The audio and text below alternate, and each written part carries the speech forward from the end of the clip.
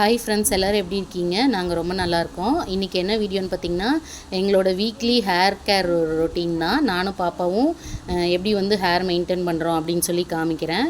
அதோட hair oil வந்து prepare பண்ணுறேன், அதையும் வந்து காமிக்கிறேன்.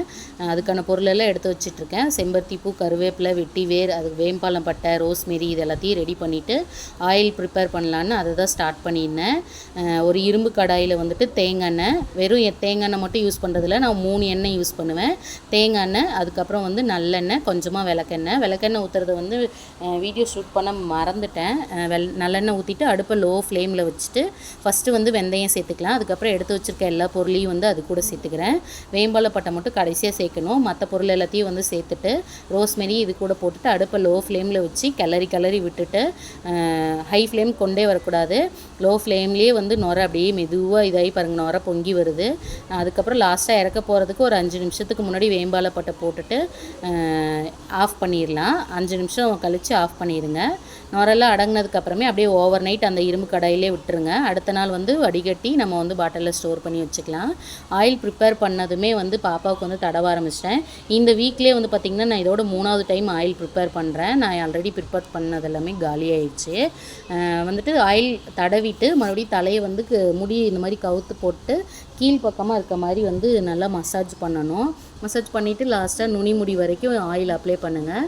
எங்கள் பாப்பாவுக்கு வந்து பார்த்திங்கன்னா சின்ன வயசுலேருந்து லாங் ஹேரெல்லாம் கிடையாது. இப்போ ஒரு 1.5 வருஷமாக தான் நாங்கள் முடி வளர்க்குறோம். இந்த ஃபோட்டோஸில் பார்த்தாலே உங்களுக்கு தெரியும்.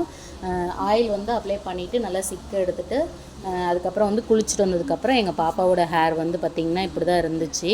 அவளுக்கும் இப்போ கொஞ்சம் ஓரளவுக்கு வளர்ந்துட்டே இருக்குது, இன்னும் வளரும். அவளுக்கு இப்போ தான் நம்ம 8th போகிறா, இன்னும் பெருசாக இன்னும் லாங் ஹேராக வளரும்.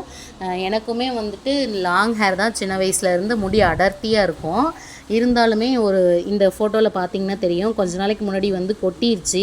அதனால் நான் என்ன பண்ணேன், ரொம்ப மெலிசாக இருக்குது அப்படின்னு சொல்லிட்டு நான் வந்து ஹேரை கட் பண்ணிட்டேன். கட் பண்ணப்போ பார்த்திங்கன்னா ஒரு 5 பின்னல் அந்த மாதிரி தான் இருந்துச்சு. மறுபடியும் வந்து எதுலேயுமே இன்ட்ரெஸ்ட் இருக்காது, எனக்கு வந்து ஹேர் வளர்க்குறதுல வந்து இன்ட்ரெஸ்ட் கொஞ்சம் அதிகம். அதனால் நான் மறுபடியும் ஹேர் கேர் எல்லாமே ஃபாலோ பண்ணிகிட்டே வந்தேன்.